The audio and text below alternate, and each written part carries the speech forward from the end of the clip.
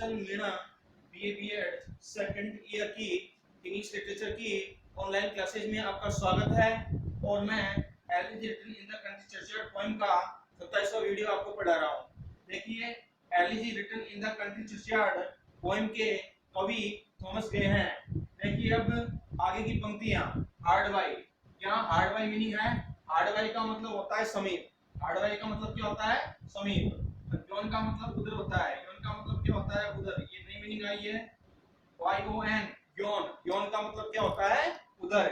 Would, would का मतलब क्या होता है, जंगल, वुड का मतलब क्या होता है, जंगल। ठीक है, वुड का मतलब क्या हो जाएगा, जंगल। और now smiling as in scorn, now smiling as in scorn का मतलब ये पूरी मीनिंग आ जाती है आपके सामने। Now smiling as in scorn, now smiling as in scorn. तो देखिए, नाउ का मतलब अब, स्माइलिंग का मतलब मुस्कुराना, एज का मतलब रूप में, स्कॉर्न का मतलब तिरस्कार पूर्वक।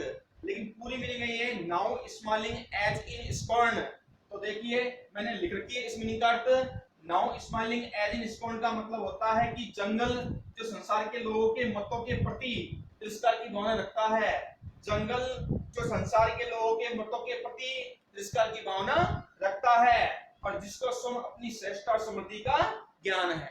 एक बार दोबारा इस लाइन का देख लीजिए, now smiling as in scorn, जंगल जो संसार के लोगों के मतों के प्रति तिरस्कार की भावना रखता है, और जिसको स्वयं अपनी श्रेष्ठता और समृद्धि का ज्ञान है।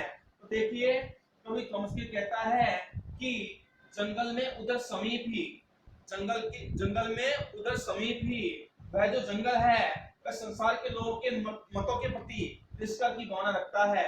एक बार दोबारा देख लीजिए, कवि थॉमस गे कहता है कि जंगल में उधर समीप ही, जंगल ऐसा जंगल है, जंगल में समीप ही उधर ही, वह जंगल ऐसा है जो संसार के लोगों के मतों के प्रति तिरस्कार की भावना रखता है, और जिसको स्वयं अपनी श्रेष्ठता और समृद्धि का ज्ञान है।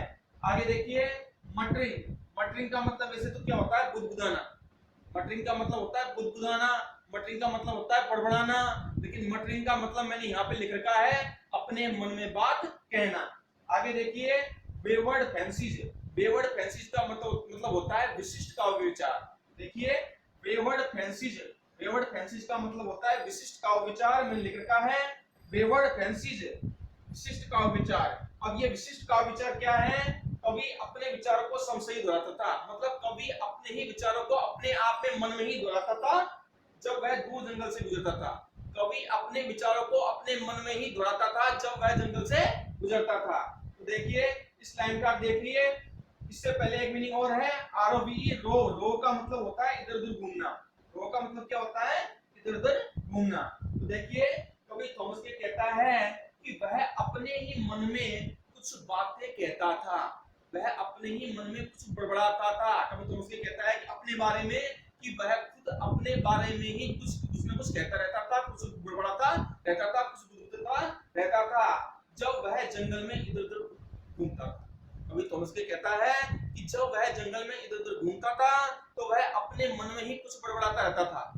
आगे देखिए, now drooping woeful wan like one forlorn. देखिए, नाउ का मतलब क्या होता है, अब ड्रॉपिंग, ड्रॉपिंग का मतलब होता है अपना सिर लटकाना, मैंने लिख रखी यहाँ पर ड्रॉपिंग, ड्रॉपिंग का मतलब होता है अपना सिर लटकाते हुए। वोफुल वैन, मीनिंग है वोफुल वैन, वोफुल वैन का मतलब होता है चिंतित और शोक में, वोफुल वैन का मतलब क्या होता है, चिंतित और शोक में, लिख रखा है मैंने ये मीनिंग भी। आगे देखिए, लाइक, लाइक का मतलब समान होता है,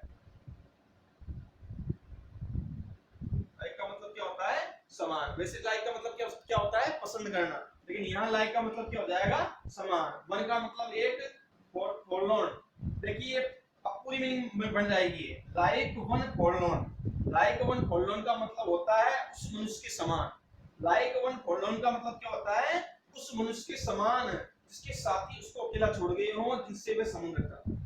वह मनुष्य जिसको उसके साथी, उसके दोस्त अकेला छोड़ गए हों, जिनसे वह संबंध रखता था। तो देखिए, एक व्यक्ति, वह कवि ऐसा हो गया है, वह कवि ऐसा हो गया है कि उसने अपना सिर लटका रखा है, अपना सिर लटका रखा है, वह चिंतित और शोक में हो गया है। कवि थॉमस गे अपने बारे में कहता है कि वह चिंतित और शोक में हो गया है, उसने अपना सिर लटका रखा है, और वह उस व्यक्ति के समान अकेला हो गया है जिसको उसके साथी छोड़ गए हो, जिनसे वह संबंध रखता था। आगे देखिए, और crazed with care or crossed in hopeless love. Crazed with, अब क्रेज्ड विद का मतलब होता है प्रबल इच्छा किए हुए। क्रेज्ड विद का मतलब क्या होता है? प्रबल इच्छा किए हुए। मैंने ब्लैक बोर्ड पर ये मीनिंग लिख रखी है। केयर, केयर का मतलब क्या होता है? चिंता।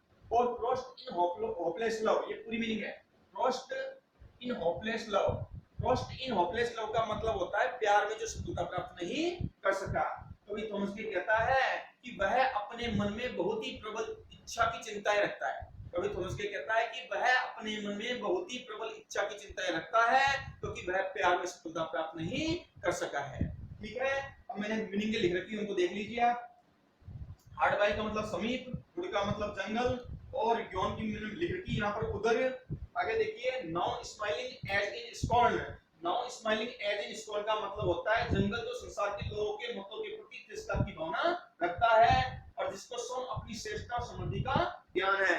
मटरिंग का मतलब अपने मन में बातें करना, मटरिंग का मतलब बड़बड़ाना, मटरिंग का मतलब बुदबुदाना।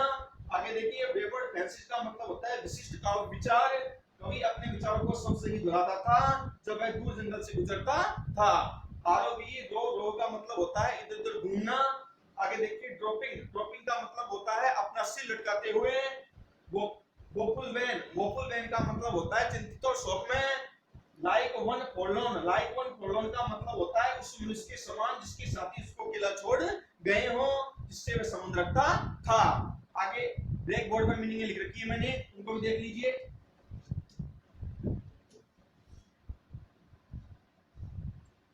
क्रेज्ड विद, क्रेज्ड विद का मतलब होता है प्रबल इच्छा किए हुए, प्रबल इच्छा किए हुई। क्रेज्ड विद का मतलब प्रबल इच्छा किए हुई। आगे देखिए, केयर, केयर का मतलब चिंताएं, केयर का मतलब क्या होता है? चिंताएं। क्लोज्ड इन होपलेस लव, जो प्रेम में सफलता प्राप्त नहीं कर सका। क्लोज्ड इन होपलेस लव का मतलब क्या होता है? जो प्रेम में सफलता प्राप्त नहीं कर सका। Thank you.